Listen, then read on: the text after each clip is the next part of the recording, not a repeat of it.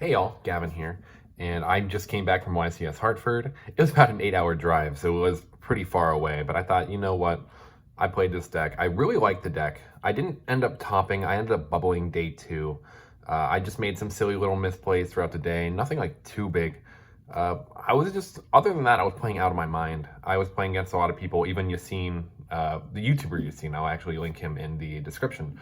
I played against him round 2, and he was like, man, you're playing nice. Like, a lot of my opponents were like, you're playing out of your mind, which I've never really received before at a YCS. So yeah, I made like my main deck here. It's a little standard, but I had like some little things in here that I really wanted to show off. And yeah, I was really proud of the list, and I want to show you guys. After I scrubbed out of the main event, I ended up going into side events, won one of these, and I got this playmat right here. So yeah, we're YCS Hartford Win-A-Mat champions, I think is the best way to go about it. So without further ado, let me show you guys the spice we got here. So I ended up playing pure Despia. That just shows that this deck is still pretty strong. I ended up getting debarriered a lot and was still able to play through everything. I played 6 mirrors, but you know what? The mirror is the buy if you just know what you're doing. The ratios for the Despia monsters. Triple Allure, this is your main searcher. Triple Tragedy. You want to play Triple Tragedy because I do play Allure, and a lot of people are maining Triple Mercurier. I just don't think that's correct. Mercurier is more of a do-nothing card, where Tragedy, you kind of want to see it in rotation more. The games when in testing I felt like I was losing were the ones I did not max out because I wanted more Despias. My Brandon Red was never live. So if I just, max out on Despias just a little bit more, it always works. And I played 2 of the big boys. I ended up cutting Comedy because Comedy was just kind of poopy. It just made like good hands better, but like by itself, it just didn't do anything. Adlib is nuts. That special back effect is really good, and Dramaturge just helps you kill. He's also really good in the mirror with the negates. Just not as good against Branded Lost, but it is what it is. For the Albaz monsters, we play triple Fawn of Albaz. A lot of people were playing 2 of this. I just think that's incorrect. You just want to max out on it. You always want to see it in hand. He helps bait negates. In the Win-A-Mat, first round was against Sword Soul, and I ended up just activating his effect, discarding a card. And he's like, okay, well, I have to negate that, banish it with the Tenyi guy, Berserker. And I'm like, okay, Super Poly with your other big guy, just going to Mirror Jade. It breaks boards. Like, you can just bait more stuff with it, which I think this deck does need a little bit more of just baiting. If you know how to bait with this deck well, you're going to do well with the deck. And for the other Fawn of Albaz monsters, you search yourself a Branded Lost. 1 Mercurier, 1 Shrouded Dragon, and 1 Kit. So I see a bunch of people wanting to play more of these. It is an Upstart Goblin, so I do understand. But I like this card mostly because it is a free side out, it's a free search, and is, of course, an Upstart Goblin. It also came up that it counts as Fawn of Albaz in graveyard and in hand. I did a little misplay with that round 7, but you know what? I still ended up winning that game, winning that match. Spriggan's Kit is also very interesting. It is just another Alibur. It doesn't have like the other good effects of Albaz, but the fact it's an extender too makes sure that you can have kill lines out of nowhere. So a lot of the time, what I do is going into future games, I don't always like to side out my upstarts, but with the siding patterns with this deck, sometimes this card comes out. And when you have Mercurier and you have to banish it off of Allure, it just means that you get a starter, which is correct. You just always have a starter. Like, whether you're banishing Tragedy or this, you're always getting to a Albaz, which I think is really nice. And the one of Snow, you need a light target in a deck for Albion. There's a lot of times you just go into Albion mid-game and just go for kill. And this also helps you play around Mystic Mine. A lot of people don't know that. This deck just doesn't inherently lose to Mystic Mine if you play around it. With Skystriker winning the event, it's actually really nice to know about that, because if you get Mine to game 1, like, just send this with Albion first and just win the game. I had a guy telling me, it's like, oh no, your deck doesn't have any outs to it. I'm like, are you bad? You gotta be bad, bro. And finally, we have the Edgem package. So you have Edgem Chain, Frightfur Patchwork, and Poly. Game 1, round 1 of the YCS, my hand was atrocious. It was like chain and like a bunch of cards that did not work together, and I had a super poly. So I just set 1, pass. Well, set 1, set 2, pass. Because I wanted him to play into it because I didn't know what he was on. He was on a going second Despia deck, so he Regeki'd me. Popped this, I got a Frightfur patchwork off of it, then he started doing his plays. He ended on like Dragoon and like Albion or something, and he tried hitting me direct. I'm like, sorry man, I'm just gonna super poly you real quick. So I ended up with a, what is it, the Predaplant Fusion and Frightfur Patchwork. So that's just game. Like, there's no coming back from that, man. Like, you have lost a game. I'm so sorry. But this package is really good. You max out on chain, not just because you want to see it more, which is still very helpful, but because it's a free side out. So with the side out for this deck, this is very important to know that it's flexible, because it itself doesn't do much. So you can just set it up for like another side deck card, like going first or going second. It's just nice to have game 1. And for the spells, triple branded fusion. If this card resolves, you basically win the game. In the mirror, you just prioritize it. Tragedy can set it back. It's just insane. Branded opening. It's E-Telly. It's E-Telly that like procs your chain and procs your tragedies. Like, this card's crazy. Get Snow Engrave. Double branded in red. I see a lot of people trying to play 3 of this. I'm not a big fan. It's not always live. Like, imagine if El Shaddoll Fusion like couldn't resolve half the time. Like, it's okay. Like, it's a good disruption piece, which is why I think you need 2. I was testing this deck with Desires at one point, so I was trying to think about bumping this card up to 3. But the fact that like me playing Desires made me have to play triple branded red made me know that I didn't want to play Desires. Still a good card though. Yeah, everything here is really good. Just a little standard. Oh, Brandon lost as well.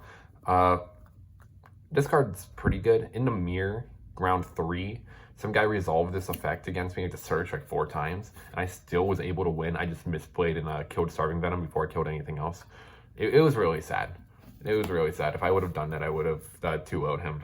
But, you know, he had D-Barrier, game 3. I can play through it. Yeah, just watch your plays, folks. Triple Allure. It's your pot. It's free pot. This is like Thunder Dragon. It's like if you play this card and it like resolves, you sometimes just win the game. And then that's for most of the generic spells and branded spells. This is where the spice comes in. So everyone's playing Super Poly. I think this card is really good for the mirror. It helps with breaking boards with Sword Soul. It helps. I use this as a disruption against Flunderies just so I can pop their board with Chimera, have a Mirror Jade, use a Mirror Jade banish on something, and then go into the Predaplant. So this card's really nice. It just helps you dodge targeting and dodge a lot of effects. This card, however, was under a lot of people's radars. Like, no one really knew what this was doing. So people usually expect droplets in this deck, but the argument against droplets that I usually have is that if you're dropletting a Chimera, they're basically getting the plus off the Chimera already. So I just don't think that's really that bad. Also, I just let Chimera resolve most of the time. Like, anytime Chimera resolved against me, I won the game anyway. You just have to out-advantage your opponent. Like, you just have to know what you're doing a little bit more. Other than that, I think this was a really good call. Most people didn't play around it. With there being no comedy in the format, it doesn't matter. You just don't use a card. Like, even against Sword Soul, like, just having the 1-of to hit something was really good. Like, people just don't like playing this card, I think, because it's just not as good as droplets, but it's also like cheaper. They see the more expensive option, you just think it's better. Like, you can do really well with just Chalice. And then for the 1-ofs, Call by the Grave. If you see this card game 1, you basically win a duel, you FTK'd them. Gold Sark is just another searcher. It gets you to a starter no matter which way you throw it. It's either a kit or it's a tragedy. And then the new card is Branded Banishment. So a lot of people don't know what this card does or really think of the interactions with this card. So in the mirror, if this card resolves, you basically just board nuke them and you end on a Solemn Strike, which is crazy, right? Or what you can also do is you can just bring back Mirror Jade, so you can Mirror Jade them 3 times in a turn. Like, why wouldn't you play this card? It also came up a lot where I would Branded Banishment, just special back out my Albaz. Oh, sorry, Aluber. And I'd search Branded Fusion for follow-up. Like, I just wouldn't fuse. Like, there's no reason to. If you don't have to, don't do it. It's just a really good card. This card is crazy. So that is my main. I believe it's 44 cards. Next, let's go extra. I have like the standard suite here. We have double Mirror Jade, double Rebellion, double Albion. The double Rebellion did come up actually this week. This card was really good in testing. I really like playing the 2. Albion, I wish I could play a 3rd, but it never really came up that I needed a 3rd. And then Mirror Jade, like I don't know what else to say. Like this card is just bonkers. Just being able to loop it most of the time is really good. A lot of people don't like realize how well you can loop it in this deck. Like I was playing against the Sword Soul guy first round of the Winamat, and I just like looped it on him like 3 times. He's like, well, you can do that? I'm like, yeah. Like I was saying, bro, I'm probably not out of my mind. I'm built different. You don't call me Chad Mikowski for no reason, bro. Chadman. But this card's crazy. Yeah, I don't know what to say. If you're not playing this deck with any of these, you're not playing the deck at all. The structure deck was crazy for Branded. And then you just played a 1 Titanic Lad. I see a lot of people playing the other target. I don't see there being a reason to. It's just a win more. Like, it's never really come up that I needed another target to send off this because you usually prioritize Albion. There's a lot of matchups where if you just send Titanic Lad instead, you just win the game. Like, you can play around Nib with it. You can play around a lot of stuff with this card. Yeah, but it's break boards in the end phase. You just play around everything. Next for the Despians, or like the Despia fusions. Double Masquerade.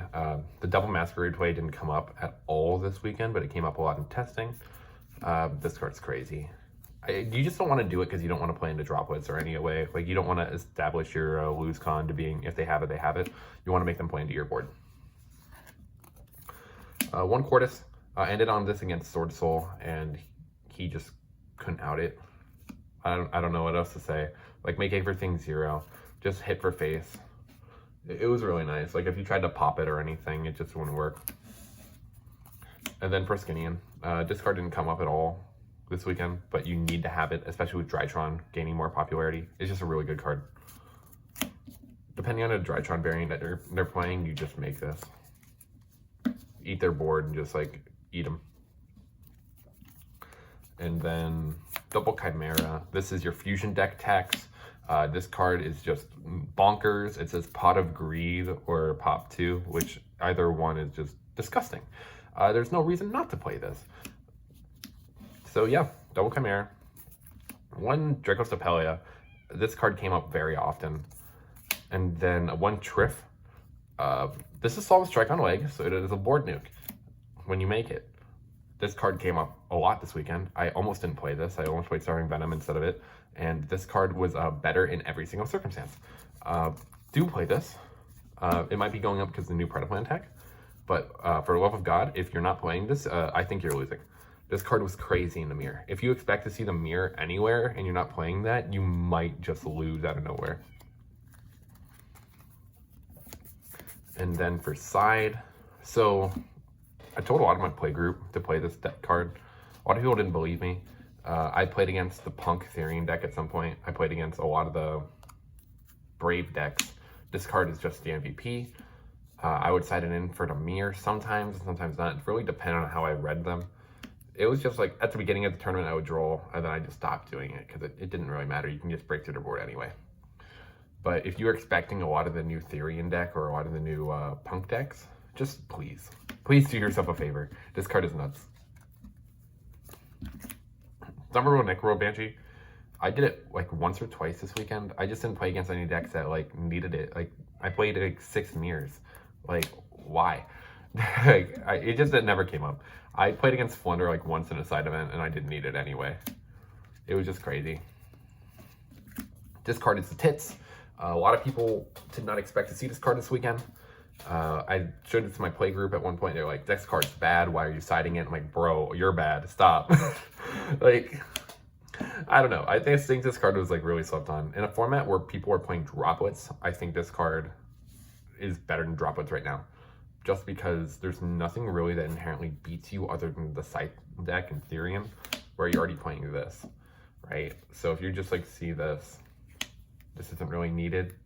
Or you can just, you know, Chalice Scythe, depending on how they do their setup. If you open this Chalice, you just kind of beat that deck most of the time. Yeah, no, this card's just insane.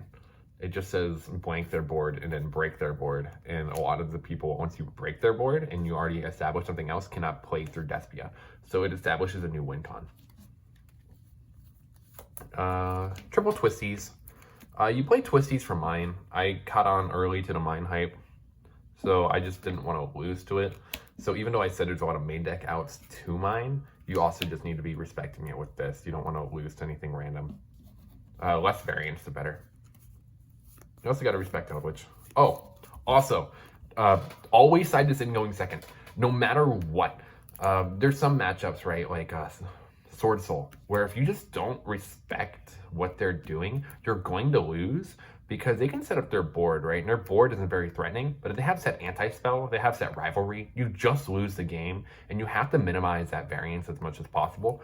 So sure, you might be taking out something else that might be like maybe a little better into the engine, but having this is so much better because if they just open like moderately well and like end on like an okay board plus a floodgate, you have to hit the flood. That's how you win. Like you just hit the flood and you just kill them. That's like the best advice I can have for the Sword Soul matchup, or really any other matchup. Like even against Flunder, I sided this in going second, even though I used to not do that, just in case they flood me. Like you need to respect anti-spell right now. It's like when you played Striker before. If anyone did that, you would no matter what, playing Striker, you had to side in Twisters going second so you could respect anti-spell. Triple Dim Barrier. This came up a lot with my mirrors. I would get dim barriered, but if you know anything about the mirror, you can just kind of set up around it sometimes. It's just really, really good against Sword Soul. It's really, really good against the mirror. The new Predaplant deck kind of folds to this, but they can search Super Poly, so it's okay. But like, then they're searching Super Poly, then what? I don't know. This card's just cracked. It just says pass your turn. Might low-key, if there's a decision to ban this card at any point, this might be the time. And then Red Reboot. Just for the same reason as the Twisters, you just always have to respect anti-spell. And, oh, this also hits D-Barrier. So if you're going second against any deck, it's also kind of a good idea to side a Reboot, because I got D-Barriered like every match this weekend. Like even side events, like people would just hit me with it, and I didn't lose that much. Like I lost like, I'm trying to think. I think there was only one match I truly lost a dim barrier, but that was the same match that if I didn't misplay game 1, I would have won with the Starving Venom. So yeah, that's really a give or take. I don't actually, the more I think about it, I don't think I've ever lost a match to D-Barrier this weekend, which is insane. But yeah, that's the Despia deck. If you guys have any like comments, concerns about the deck, any questions about how it performed or anything, just let me know. Yeah, I really like this deck.